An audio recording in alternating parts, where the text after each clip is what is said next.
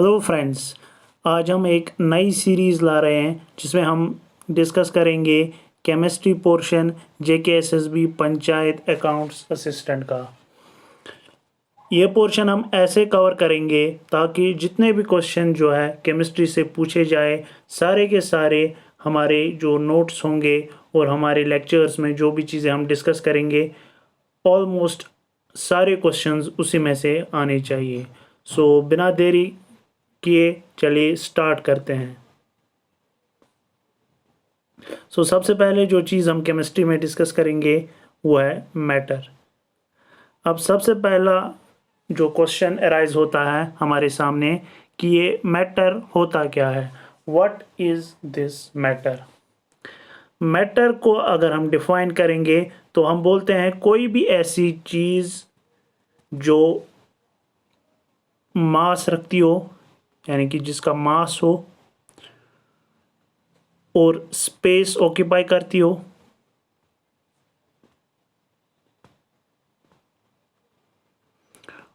और हम सेंसेस से उसे फील कर पाए।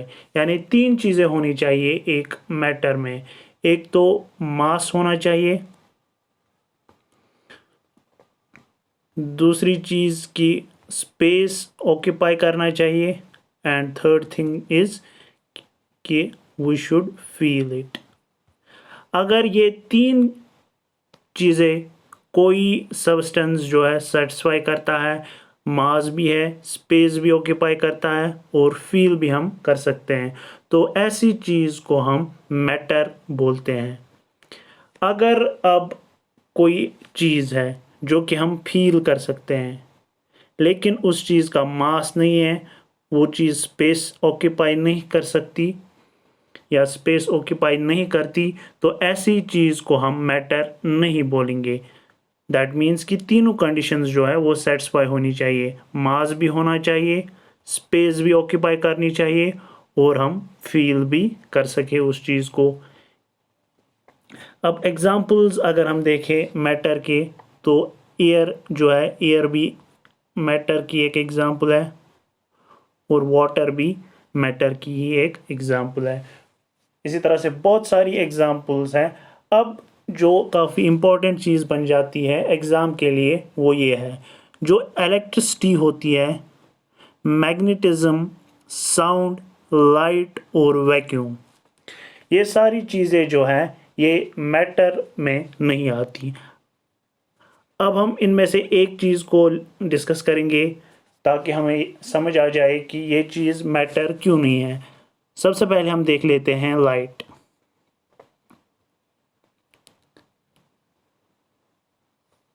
जो लाइट है, लाइट एक मासलेस क्वांटिटी है, यानी कि लाइट का कोई भी मास नहीं है। जो मास वाली कंडीशन थी मैटर के लिए वो सेटिस्फाई नहीं हुई और लाइट जो है स्पेस भी ऑक्यूपाई नहीं करती। लेकिन लाइट को हम फील कर सकते हैं। लेकिन हमने पहले ही बोला कि तीनों कंडीशंस जो है वो सेटिस्फाई होनी चाहिए। यहाँ पे एक कंडीशन लाइट ने सेटिस्फाई की लेकिन दो कंडीशंस लाइट ने सेटिस्फाई नहीं की, इसीलिए हम लाइट को मैटर कंसिडर नहीं करते। इसी तरह से इलेक्ट्रिसिटी, मैग्नेटिज्म और साउंड जो है ये भी स्पेस ऑक्यूपाई नहीं करते और मासलेस है, इसीलिए इनको भी हम under the category of matter नहीं रखते। अब जो मैटर है, मैटर स्मॉल पार्टिकल से, कोई मैटर जो है it is made up of small particles, very very small particles. इतने स्मॉल पार्टिकल्स होते हैं जो कि हम नेकेड आइज से नहीं देख सकते, we see them only under a microscope, और इन स्मॉल पार्टिकल्स को हम बोलते हैं एटम्स। जो मैटर है, मैटर स्मॉल पार्टिकल से बना है और उन स्मॉल पार्टिकल्स को हम कहते हैं एटम्स। अब जो ये स्मॉल पार्टिकल्स हैं, जो एटम्स हैं या मॉलिक्यूल्स भी हैं, वो मॉलिक्यूल्स क्या होते हैं वो हम आगे नेक्स्ट लेक्चर्स में डिस्कस करेंगे। इनकी कुछ कैरेक्टरिस्टिक्स होती हैं। अब हम वही कैरेक्टरिस्टिक्स डिस्कस करेंगे। We will discuss the characteristics of particles of matters. सबसे पहला जो कैरेक्टरिस्टिक है वो है जो पार्टिकल्स ऑफ मैटर होते हैं उनके बीच में स्पेस होती है। फॉर एग्जांपल अगर हम इस तरह से पार्टिकल्स कुछ लें तो इनके बीच आप देख सकते हो एक और दूसरे पार्टिकल के दरमियान स्पेस है, थोड़ी सी स्पेस है। तो हर पार्टिकल के दरमियान जो है एक से ज़्यादा पार्टिकल्स के बीच में स्पेस होती है। अब ये चीज़ जो है प्रूव करने के लिए हम एक छोटा सा एक्सपेरिमेंट करेंगे। अब यहाँ पे आप एक गिलास जार देख रहे हो, इस गिलास जार में पानी है। अब हम क्या करेंगे काम, अब हम इस गिलास जार में शुगर पार्टिकल्स जो है वो डालेंगे। हम मान लेते हैं जो ये पानी है इस जार में ये 20 ml है, 20 मिलीलीटर। अब हम इसमें पार्टिकल्स जो है वो ऐड करते जाएंगे। जब हम इसमें पार्टिकल्स शुगर के ऐड करते जाएंगे तो कुछ टाइम तक हम देखेंगे जो शुगर पार्टिकल्स है, शुगर पार्टिकल्स डिज़ोल्व हो जाएंगे। लेकिन जो ये वाटर की लेवल है जो कि 20 ml थी ये राइज नहीं होगी, ये 20 ml ही रहेगी। यानी कि अगर ये लेवल थी वाटर पार्टिकल्स की, यहाँ तक था वाटर, कुछ टाइम तक अगर हम इसमें शुगर ऐड करेंगे तो ये लेवल जो है वो ऊपर नहीं जाएगी। लेकिन उसके बाद अगर हम और शुगर ऐड करते जाएंगे, बहुत ज़्यादा शुगर इसमें ऐड करेंगे तो आहिस्ता आहिस्ता ये जो लेवल है इंक्रीज़ हो जाएगी। लेकिन पहले क्यों ये लेवल इंक्रीज़ नहीं हुई? क्योंकि जो ये वाटर था, वाटर भी एक मैटर है, तो अगर वाटर मैटर है तो वाटर भी पार्टिकल्स से बना होगा। और हमने पहले ही बोला जो पार्टिकल्स हैं, पार्टिकल्स के बीच स्पेस है। सो जैसे ही हमने इसमें शुगर पार्टिकल्स डाले तो वो शुगर पार्टिकल्स उन स्पेसेस में चले गए और डिज़ोल्व हो गए। जब तक वो सारी स्पेसेस भर के नहीं आएंगी तब तक जो ये वाटर की लेवल है वो राइज नहीं होगी। जैसे ही वो सारी स्पेसेस जो है वो फिल हो जाएंगी उसके बाद ही वाटर की लेवल जो है वो इंक्रीज होगी। सो इस एक्सपेरिमेंट से हमने ये प्रूव किया जो पार्टिकल्स ऑफ मैटर हैं उनके बीच स्पेस होती है। उसके बाद जो पार्टिकल्स हैं, दूसरी जो कैरेक्टरिस्टिक है पार्टिकल्स की कि पार्टिकल्स ऑफ मैटर जो है वो मूव करते हैं कॉन्टिन्यूसली। अब इस चीज़ को हम कैसे समझेंगे? सपोज हम एक इंसेंस स्टिक ले लेते हैं और इस इंसेंस स्टिक को हम जलाते हैं। जैसे ही हम इस इंसेंस स्टिक को जलाएंगे, अब इसकी खुशबू सूंघने के लिए हमें इस इंसेंस स्टिक है इसके क्लोज आना नहीं पड़ेगा। हम दूर से ही अगर हम इस कॉर्नर में कमरे के बैठे हैं तो यहाँ पे भी हम इसकी खुशबू जो है, इसकी स्मेल फील कर सकते हैं। अब इसकी स्मेल तभी फील हम कर सकते हैं जब ये जो स्मेल है इसने ट्रैवल किया इस जगह तक। अब ये कैसे हुआ? ये तभी पॉसिबल है जब पार्टिकल्स जो है मूव करेंगे। अब ये पार्टिकल्स कैसे मूव करते हैं, क्यों मूव करते हैं? जब ये इंसेंस स्टिक थी, जब हमने इसे नहीं जलाया था तब इसके पार्टिकल्स की जो काइनेटिक एनर्जी थी वो कम थी। काइनेटिक एनर्जी वो एनर्जी होती है जो पार्टिकल में होती है जब वो मूव करे। इस टाइम पे इसके पार्टिकल्स उतने मूव नहीं कर रहे थे, यानी कि यहाँ पे हम इसकी खुशबू जो है वो नहीं सूंघ पाते। लेकिन जैसे ही हमने इस इंसेंस स्टिक को जलाया तो इंसेंस स्टिक को जलाते टाइम हमने जो टेम्परेचर है वो इंक्रीज़ किया। जैसे ही हमने टेम्परेचर इंक्रीज़ किया तो इन पार्टिकल्स की काइनेटिक एनर्जी जो है वो इंक्रीज़ हुई। सो जब काइनेटिक एनर्जी इंक्रीज़ हुई तो ये पार्टिकल्स मूव करना स्टार्ट कर दिए, और जब ये पार्टिकल्स मूव करना स्टार्ट किया इन पार्टिकल्स ने, तो ये एयर पार्टिकल्स के साथ मिक्स हो गए और हम इस जगह पे इजीली जो है स्मेल फील कर सकते हैं। उसके बाद जो पार्टिकल्स हैं मैटर के, वो मूव करते हैं कॉन्टिन्यूअसली। उसके बाद जो पार्टिकल्स ऑफ मैटर हैं वो अट्रैक्ट करते हैं एक दूसरे को। यहाँ पे मैंने 3 जो है फिगर्स लिए हैं, एक गैस की है, दूसरी लिक्विड की and third one is of solid. अब जो सॉलिड होता है, सॉलिड में जो पार्टिकल्स होते हैं वो एक दूसरे के काफ़ी क्लोज होते हैं। अब ये पार्टिकल्स एक दूसरे के क्लोज क्यों होते हैं? क्योंकि इन पार्टिकल्स के दरमियान जो फोर्स ऑफ अट्रैक्शन होता है वो स्ट्रांग होता है।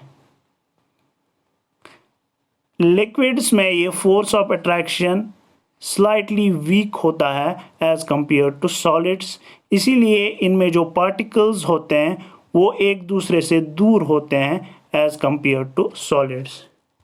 और गैसेस में जो ये पार्टिकल्स हैं, ये पार्टिकल्स काफ़ी दूर होते हैं क्योंकि इनमें फोर्स ऑफ अट्रैक्शन जो है वो काफ़ी वीक होता है। अब जो 3 प्रॉपर्टीज़ हमने देखी या कैरेक्टरिस्टिक्स देखी हमने पार्टिकल्स ऑफ मैटर की, सबसे पहला था कि पार्टिकल्स के बीच जो है वो स्पेस होती है, पार्टिकल्स जो है वो कंटिन्यूअसली मूव करते हैं, और थर्ड जो प्रॉपर्टी हमने देखी कि पार्टिकल्स जो है वो एक दूसरे को अट्रैक्ट करते हैं। अब हम डिस्कस करेंगे स्टेट्स ऑफ मैटर। अब जो स्टेट्स ऑफ मैटर है, मोस्टली 3 स्टेट्स में मैटर जो है वो पाया जाता है। एक होता है सॉलिड, दूसरा होता है लिक्विड और थर्ड वन होता है गैस। इसके अलावा भी 2 और स्टेट्स हैं जिनके बारे में हम बाद में डिस्कस करेंगे, लेकिन फ़िलहाल हम सबसे पहले यही 3 स्टेट्स जो है वो समझते हैं। सबसे पहले जो स्टेट हम डिस्कस करेंगे वो है सॉलिड। अब ये सॉलिड्स क्या होते हैं? सॉलिड्स जो होते हैं इनमें जो पार्टिकल्स होते हैं वो क्लोज टू वन अनदर होते हैं। क्लोज टू वन अनदर क्यों होते हैं? क्योंकि इनमें जो फोर्स ऑफ अट्रैक्शन है बिटवीन पार्टिकल्स वो काफ़ी स्ट्रांग होता है, so they are closely packed. दूसरी जो प्रॉपर्टी है सॉलिड्स की, जब ये पार्टिकल्स एक दूसरे के क्लोज हैं तो इन पार्टिकल्स के बीच जो स्पेस है, हमने देखा था पहले ही कैरेक्टरिस्टिक्स ऑफ पार्टिकल्स में कि पार्टिकल्स में स्पेस होती है, और इन पार्टिकल्स के बीच जो स्पेस है वो काफ़ी कम होती है सॉलिड्स में। सो जो इंटर पार्टिकल डिस्टेंस है वो सबसे कम होती है सॉलिड्स में। उसके बाद हम देखेंगे शेप एंड वॉल्यूम। अगर हम कोई सॉलिड चीज़ लें, फॉर एग्ज़ाम्पल मैं अगर एक स्क्वायर बॉक्स लूँ, तो इस स्क्वायर बॉक्स की जो है शेप जो है वो एक डेफिनेट शेप है, यानी कि ये शेप जो है वो चेंज नहीं होगी। अगर ये स्क्वायर बॉक्स है, अगर हम इसको अपनी जगह पे रखेंगे 100 साल के बाद भी ये एक स्क्वायर बॉक्स ही होगा, ये सर्कल या रेक्टेंगल में कन्वर्ट नहीं होगा। तो हम बोलेंगे जो सॉलिड्स होते हैं इनकी एक डेफिनेट शेप होती है और एक डेफिनेट वॉल्यूम होता है, यानी कि एक डेफिनेट स्पेस जो है वो ऑक्यूपाई करते हैं। सॉलिड्स जो होते हैं वो इनकम्प्रेसिबल होते हैं। अब ये इनकम्प्रेसिबल मतलब क्या है? सपोज अगर हम इनको प्रेस करें 2 साइड से, आप एक वो वुडन बॉक्स मान लो, अगर हम उस वुडन बॉक्स को 2 साइड से प्रेस करेंगे तो हम इसको पास में नहीं ला पाएंगे। अगर हम अब ज़्यादा फोर्स अप्लाई करेंगे तो एक स्टेज ऐसा आ जाएगा, ये जो वुडन बॉक्स है ये ब्रेक हो जाएगा मगर कंप्रेस नहीं होगा। सो जो सॉलिड्स होते हैं वो इनकम्प्रेसिबल होते हैं।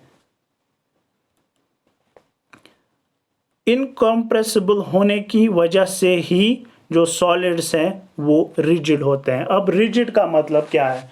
रिजिड का मतलब है अगर हम सॉलिड पे फोर्स लगाएंगे तो सॉलिड्स अपनी शेप जो है वो चेंज नहीं करेंगे।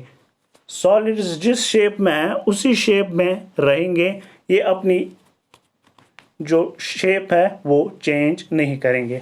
अब जो ये प्रॉपर्टी ऑफ इनकम्प्रेसिबिलिटी है ये मोस्टली हर सॉलिड में होती है, लेकिन कुछ एक्सेप्शंस हैं। जैसे कि एक रबर बॉल है, अगर हम रबर बॉल को दो साइड से प्रेस करें तो वो कंप्रेस हो जाती है। सो मोस्टली सॉलिड्स जो है वो इनकम्प्रेसिबल होती हैं, लेकिन कुछ एक्सेप्शंस हैं, जैसे कि एक रबर बॉल। अब हमने देखा जो सॉलिड्स होते हैं उनमें पार्टिकल्स जो है क्लोज टू वन अनदर होते हैं, फोर्स ऑफ अट्रैक्शन इनमें स्ट्रांग होता है, और जो ये पार्टिकल्स है ये बहुत कम मूव करते हैं। They only move at their own position, अपनी जगह ये स्लाइड जो है वाइब्रेट करते हैं, जिसे हम वाइब्रेशनल मोशन कहते हैं। इसीलिए इनमें जो काइनेटिक एनर्जी होती है वो कम होती है। So energy is minimum. और जो सॉलिड्स होते हैं इनमें डिफ्यूजन बहुत कम देखा जाता है। अब डिफ्यूजन का क्या मतलब है? सपोज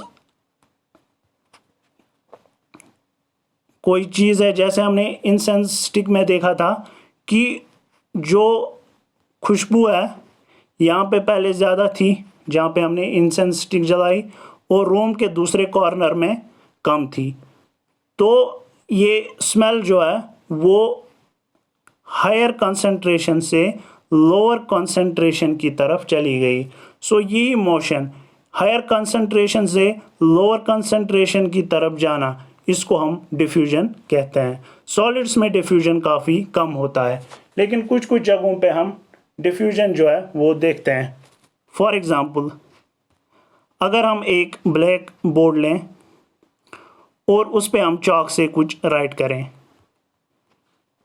अगर हम 10-15 दिनों के लिए उसे वैसे ही छोड़ देंगे तो 10-15 दिनों के बाद क्या हो जाएगा, जो बोर्ड है वो रब करना डिफ़िकल्ट हो जाएगा, क्योंकि जो चाक के पार्टिकल्स हैं वो कुछ पार्टिकल्स मूव करते हैं बोर्ड में, यानी कि वो बोर्ड के अंदर चले जाते हैं, फिर उनको रब करना जो है काफ़ी डिफ़िकल्ट हो जाता है। So this was about solids. अब हम देखेंगे लिक्विड्स। जो लिक्विड्स होते हैं इनमें पार्टिकल्स दूर होते हैं एज कंपेयर टू सॉलिड्स। जब पार्टिकल्स दूर होते हैं तो फोर्स ऑफ अट्रैक्शन भी कम होता है। जब फोर्स ऑफ अट्रैक्शन भी कम हो तो इनमें जो पैकिंग है वो लेस क्लोजली पैक्ड होती है, यानी कि पार्टिकल्स एक दूसरे के ज़्यादा करीब नहीं होते। और जो इंटर पार्टिकल डिस्टेंस है, यानी कि दो पार्टिकल्स के दरमियान डिस्टेंस बिटवीन पार्टिकल्स, वो ज़्यादा होती है लिक्विड्स में एज कंपेयर टू सॉलिड्स, क्योंकि इनमें फोर्स ऑफ अट्रैक्शन जो है कम होता है एज कंपेयर टू सॉलिड्स। अब एक इम्पॉर्टेंट पॉइंट जो इसमें है, जो लिक्विड्स हैं, लिक्विड्स का डेफिनेट वॉल्यूम होता है लेकिन डेफिनेट शेप नहीं होती। फॉर एग्ज़ाम्पल, अगर हम लिक्विड को बोतल में डालेंगे तो ये उसी बोतल की शेप जो है ले लेगी। फॉर एग्ज़ाम्पल वाटर अगर हम बोतल में डालेंगे तो ये उसी बोतल की शेप ले लेगी। अगर हम किसी और कंटेनर में डालेंगे तो वाटर जो है उसी कंटेनर की शेप जो है अडॉप्ट कर लेगी। सो जो लिक्विड्स होते हैं they take up the shape of the container in which they are kept. So इनकी जो शेप है वो डेफिनेट नहीं होती। जो लिक्विड्स होते हैं, लिक्विड्स भी मोस्टली जो है इनकम्प्रेसिबल होते हैं, दो देयर आर सम एक्सेप्शंस जिनमें हम लिक्विड्स को कंप्रेस करते हैं। अब लिक्विड्स जो है इनमें एक प्रॉपर्टी होती है जिसे हम बोलते हैं फ्लूइडिटी। अब ये फ्लूइडिटी क्या होती है? फ्लूइडिटी मतलब जो लिक्विड्स हैं उनमें टेंडेंसी होती है टू मूव। अगर आप देखोगे पानी जो है चलता है नदियों में, नालों में, वो बिकॉज ऑफ दिस प्रॉपर्टी है, property of fluidity, because liquid particles have the tendency to move, और ये रिजिड नहीं होते। ठीक है, अगर हम इन पे फोर्स लगाएंगे तो इनकी शेप जो है वो चेंज हो जाती है। अब एनर्जी जो है इनमें, काइनेटिक एनर्जी जो पार्टिकल्स में होती है वो स्लाइटली ग्रेटर देन होती है as compare to solids. Liquids में सॉलिड्स से एनर्जी ज़्यादा होती है। और डिफ्यूजन इनमें होता है, they move from higher concentration to lower concentration. उसके बाद थर्ड जो स्टेट है मैटर की, इट इज़ गैसेस स्टेट, या हम बोलेंगे गैसेस। अब गैसेस में जो इंटर पार्टिकल डिस्टेंस होती है वो लार्जेस्ट होती है। सबसे ज़्यादा इंटर पार्टिकल डिस्टेंस जो है इन्हीं में होती है, क्योंकि फोर्स ऑफ अट्रैक्शन कम होता है, और इंटर पार्टिकल स्पेस जो है इन्हीं में ज़्यादा होती है। सबसे ज़्यादा इंटर पार्टिकल स्पेस होती है गैसेस में। न तो इनकी कोई डेफिनेट शेप होती है, ना डेफिनेट वॉल्यूम होता है, और ये हाईली कंप्रेसिबल है। जैसा कि आपने देखा होगा, हम गैसेस को जो है वो कंप्रेस करते हैं, जो हम यूज़ करते हैं डे टू डे लाइफ में, कंप्रेस्ड गैसेस।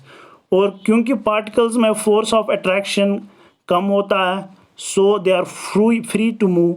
जो ये पार्टिकल्स हैं वो फ्रीली मूव कर सकते हैं। जब ये पार्टिकल्स फ्रीली मूव कर सकते हैं तो इनमें जो एनर्जी होती है वो ज़्यादा होती है, और डिफ्यूजन जो है वो काफ़ी ज़्यादा होता है गैसेस में।